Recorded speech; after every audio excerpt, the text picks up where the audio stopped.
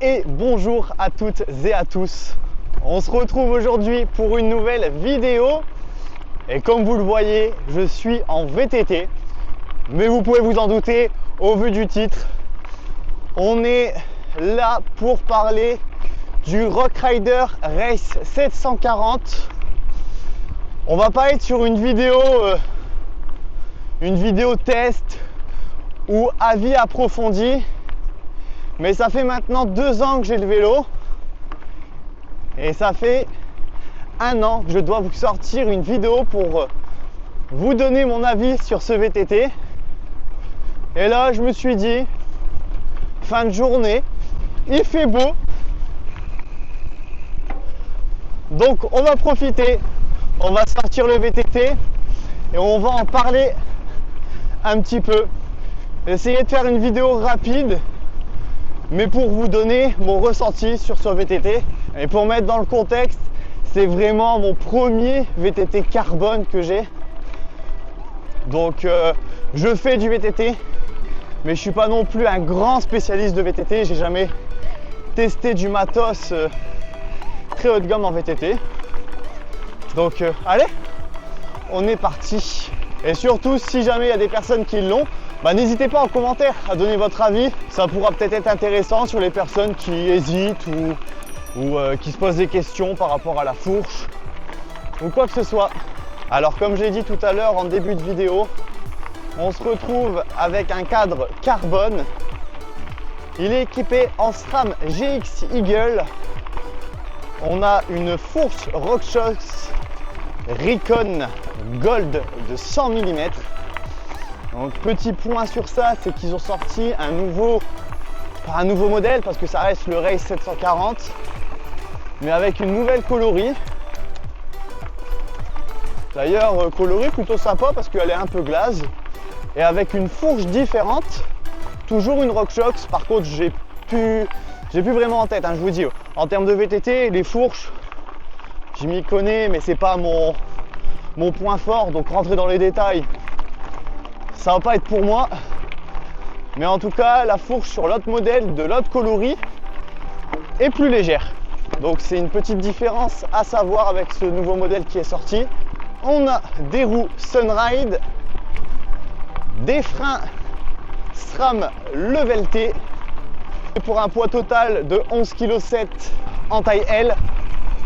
Donc ce qui me concerne. Et on a actuellement un prix de 1 600 €.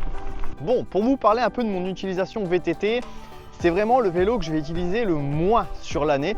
Je vais faire beaucoup plus de routes principalement et je vais utiliser aussi mon vélo de cyclocross en mode un peu gravel aussi et faire beaucoup de sorties comme ça.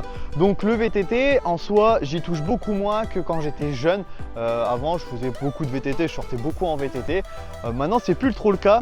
J'avais eu l'occasion, comme j'avais dit dans la première vidéo, de réussir à revendre plutôt bien mon VTT. D'ailleurs, il y a quelqu'un qui me l'a demandé dans les commentaires combien je l'avais revendu, mais depuis, je sais plus du tout parce que ça fait 2 ans, plus de 2 ans que j'ai revendu cet ancien VTT. Et du coup, j'avais pas remis énormément sur celui-ci, j'avais remis quelques centaines d'euros. Donc en fait, ça avait été pour moi l'occasion de me dire allez, je passe sur un VTT carbone, voilà, tout simplement. Donc en général, je vais faire par exemple des nocturnes. Cette année, j'en ai pas fait, mais l'année dernière, c'est des petites nocturnes organisées, tout ça, c'est ce qu'on aime bien faire. En général, ça fait quelques années, même si on faisait pas des nocturnes organisées par des clubs, on s'en organisait nous-mêmes avec les potes et tout, de faire des petites nocturnes comme ça, c'est sympa. Cette année, pas du tout, donc celui-ci est resté beaucoup dans le garage cette année. Forcément, j'ai profité aussi d'avoir le nouveau vélo, le vélo de route, et j'ai fait beaucoup plus de vélo de route cette année que même de gravel, alors que l'année dernière j'avais beaucoup roulé en gravel, j'avais même fait mes plus grosses sorties avec le vélo de gravel. Donc le point, moi en tant qu'un peu novice VTT, je vais vous dire que c'est un bon VTT. Il y aurait des petites choses à changer, par exemple au niveau des roues, les roues restent quand même assez lourdes je trouve.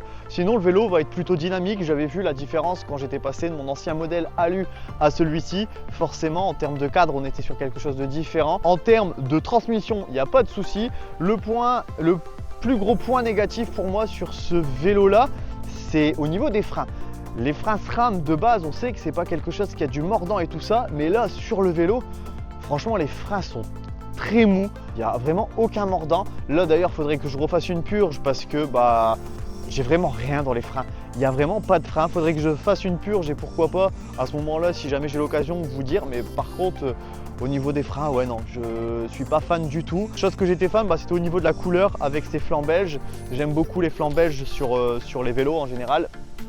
Donc ça, j'étais plutôt conquis quand je l'avais vu comme ça, ce vélo-là. Ça donne tout de suite de la gueule. Je pense que si on le met avec des pneus noirs tout simplement, il va ressortir un petit peu moins. Et moi, je sais que c'est ma préférence. Certains d'entre vous vont pas aimer, mais moi en tout cas, je kiffe comme ça. Bon, faites pas attention aux petites barres qui sont derrière. C'est pour après les plans que je vais essayer de tourner à la caméra 360. Mais voilà, on va dire les points pour moi. Ça sera au niveau des roues, peut-être mettre une paire de roues un peu plus légère pour que ça soit un peu plus réactif, un peu plus joueur encore. Et soit faire une bonne purge qui marche bien et là je retrouverai du mordant, ou alors carrément changer le système de freinage pour passer sur quelque chose où on a du frein. Parce que là vraiment, ça va être compliqué de vous faire voir comme ça. Mais vraiment, j'aime pas du tout le feeling du freinage, mais c'est aussi un truc qu'on a l'habitude de voir chez SRAM.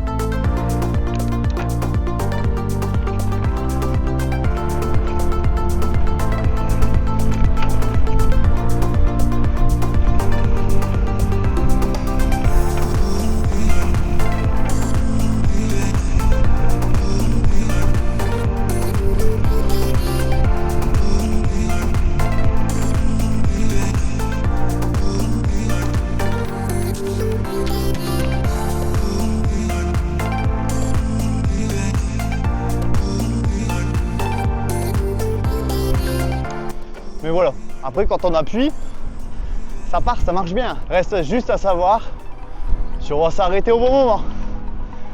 Non, après je rigole, mais c'est vrai qu'au niveau frein, il en manque un petit peu.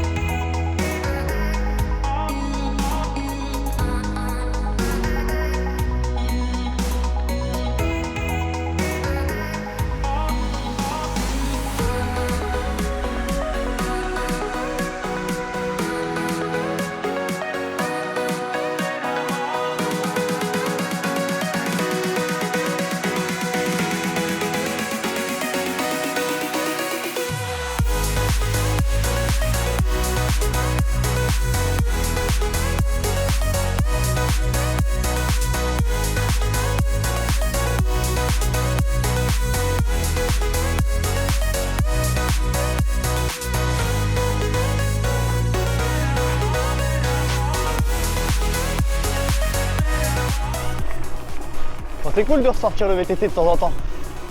On peut s'amuser aussi avec. Il ne me reste plus qu'à aller faire des petits sauts là, dans les trucs techniques pour s'éclater.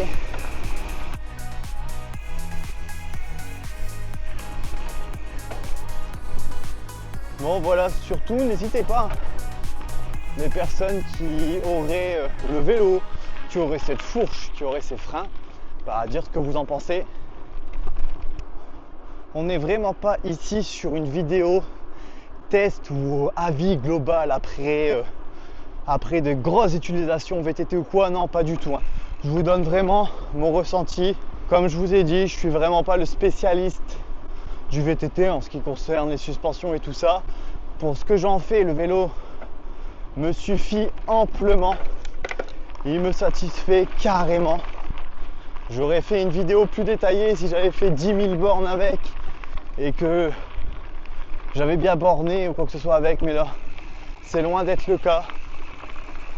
Donc je vous fais quand même cette petite vidéo parce que ça fait très longtemps que je vais la faire et je suis venu ici exprès parce que je savais que j'aurais pu avoir du chemin VTT, des parties un peu plus roulantes, là comme ici des parties un peu plus techniques, enfin comme juste avant. Donc voilà, regardez, pour le coup ça faisait longtemps que je ne l'avais pas sorti et je me suis bien amusé avec. Bon, voilà, on arrive à la fin de cette vidéo. Je tenais quand même à vous la faire, même si ça fait maintenant 2 ans que j'ai le vélo. Je l'avais dit, donc là j'essaye de rattraper un peu les vidéos que j'ai en retard et que j'avais dit que je vous ferais un retour et tout ça. Donc au moins c'est fait, vous savez un peu ce que je pense du vélo. petit retour tranquillement. Allez, pour vous dire, j'ai filmé la totalité de cette vidéo avec la caméra Insta360 X4. Je vous mets le lien dans la description. En soi, je l'ai un peu maltraité aujourd'hui parce qu'on était sur le VTT. C'est la première fois que j'utilisais. Première fois que j'utilisais certains accessoires que j'ai juste là. En plus, les conditions là, un peu dans les bois et tout ça, faible luminosité, c'est pas où elle s'en sort le mieux. Donc on verra ce que ça donne. J'ai utilisé un petit micro cravate DJI que j'ai connecté en Bluetooth directement à la caméra. On verra ce que ça donne. Je pense que ça sera pas le meilleur son, mais au moins c'était un setup facile pour moi à transporter, tout sans fil et tout ça. Donc voilà, petit test aussi en même temps de ça. J'espère que cette petite vidéo un peu plus cool, un peu moins travaillée que d'habitude vous aura plu quand même. Au moins ça fait revenir un peu aux anciennes vidéos où c'est un peu moins travaillé. Je pense que des fois c'est bien. L'important c'est de prendre du plaisir. Donc voilà. Sur ce, je vous laisse. Allez, bye tout le monde.